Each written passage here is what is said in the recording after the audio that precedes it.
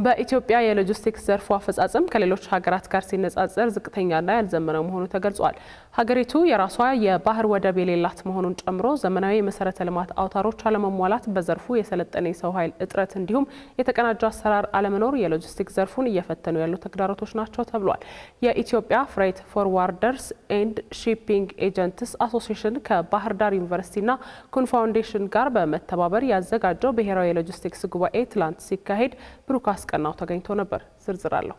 ከ95 በላይ የዕቃ አስተላላፊዎችና የመርከብ ወኪል ድርጅቶችን በአባልነት የያዘው የኢትዮጵያ ፍሬት ፎርዋርደርስ ኤንድ ሺፒንግ ኤጀንትስ አሶሲዬሽን ከባህር ዳር ዩኒቨርሲቲና ኩን ፋውንዴሽን ጋር በመተባበር በኢትዮጵያ የሎጂስቲክስ ዘርፍ ችግሮችና መፍትሄዎቻቸው ዙሪያ የሚመክር ሀገር አቀፍ ጉባኤ አካሂዷል። ጉባኤው መንግስት፣ የግሉ ዘርፍና የንግዱ ማህበረሰብ፣ ምሁራን እንዲሁም ሌሎች የሎጂስቲክስ ዘርፍ ባለድርሻ አካላት ተቀራርበው ዘርፉን ለማሳደግ በቅንጅት እንዲሰሩ ያለመ መሆኑ ተገልጿል። የሎጂስቲክስ ዘርፍ መዘመን የሀገሪቱን ምጣኔ ሀብት ለማሳደግ የጎላ ድርሻ እንዳለው በተነገረበት የውይይት መድረክ ላይ በኢትዮጵያ የሎጂስቲክስ ዘርፍ ከሌሎች ሀገራት ጋር ሲነጻጸር ዝቅተኛ አፈጻጸም ላይ የሚገኝና ያልዘመነ ነው ተብሏል። መርሃ ግብሩን በንግግር የከፈቱት የትራንስፖርትና ሎጂስቲክስ ሚኒስትር ዴኤታው ደንጌ ቦሩ የሎጂስቲክስ ዘርፉ የሚጠበቅበትን ያህል እንዳያድግ ተግዳሮት ሆኗል ያሏቸውን ችግሮች ጠቅሰዋል። በኢትዮጵያ ሎጂስቲክስ ዘርፍ የሚያቀርበው አገልግሎት ከፍተኛ ወጪን የሚጠይቅ መሆኑ፣ የመሰረተ ልማት ውስንነት፣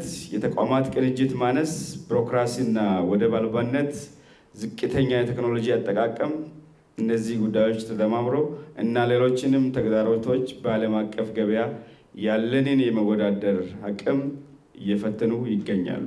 ችግሮቹን ለመቅረፍም ሚኒስቴር መስሪያ ቤቱ የተለያዩ ስራዎችን እያከናወነ እንደሚገኝ የጠቆሙት ሚኒስትር ዴኤታው የፖሊሲና ስትራቴጂዎች ማሻሻያ በማድረግም ዘርፉን ለባለ ሀብቶች በመክፈት 6 የግል መልቲ ሞዳል ኦፕሬተሮች በዘርፉ እንዲሰማሩ መደረጉ አንዱ የተከናወነ ውጤታማ ተግባር ነው ብለዋል። የኢትዮጵያ ፍሬት ፎርዋርደርስ ኤንድ ሺፒንግ ኤጀንትስ አሶሲዬሽን በበኩሉ የሎጂስቲክስ ዘርፉን ችግሮች ለመፍታት ዋነኛው መፍትሄ የባለድርሻ አካላት በቅንጅት መስራት መሆኑን በመጠቆም ይህንን ክፍተት ለመሙላትም ማህበሩ እየሰራ መሆኑን አመልክቷል። ገቨርንመንቱ በአንድ በኩል ዩኒቨርሲቲዎቹና አስተማሪዎቹም በአንድ በኩል እኛ ደግሞ ፕራክቲሽነሮቹ አንድ ላይ ሆነ በጋራና በቅንጅት የምንሰራው ነገር ስለሆነ ችግራችን በደንብ ይታወቃል፣ ሶሉሽኑም ይታወቃል።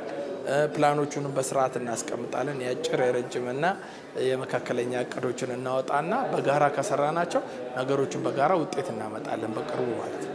በፊት ሁላችንም ተበታትነን ስለነበረ ቅንጅትም ስለሌለው ሁሉም በየፈለገው እየሰራ ስለነበረ እንዳላችሁት ቀደም ውድ የሆነው ነገር እቃው ውድ ይሆናል፣ ስርዓት ውድ ይሆናል፣ ስርዓት ማስፈጸሙ አስቸጋሪ ነው፣ መረዳትም ችግር አለና እነዚህን ሁሉ ነገሮች የምንሰራባቸው የኤፍሳ እንግዲህ ዋናውና ትልቁ ስልጠናን በመስጠት ኖሃው በማምጣት ሰው እንዲያውቅ በማድረግ ሎጂስቲክስ ፕራክቲሸሮችን መፍጠር ስለሆነ ዋናው ዓላማችን በዛ እየተሳካልን ነው። የባህር ዳር ዩኒቨርሲቲ በበኩሉ በከፍተኛ ትምህርት ተቋማት የሚሰጠውን የሎጂስቲክስ ትምህርትና በስራ ላይ ያለውን ተጨባጭ ሁኔታ አለመጣጣም በመቅረፍና በዘርፉ ያለውን ብቁ የሰለጠነ የሰው ኃይል እጥረት ችግር ለመፍታት የስርዓተ ትምህርት ክለሳ ማድረጉን ገልጿል። የሚወጡት የሰው ኃይሎች ወይም ደግሞ በስልጠና የሚታገዙት ተማሪዎች ተመረቀው የሚመጡ ተማሪዎች ለኢንዱስትሪ ግብዓት እንዲሆኑ ወጥተው ኢንዱስትሪ የሚገጥመውን ችግር መፍታት በሚችሉበት መልኩ የስርዓተ ትምህርት ክለሳ አድርጎ ተግባር ተኮር ትምህርቶችን ወደ ስርዓተ ትምህርቱ እንዲገቡ አድርጎ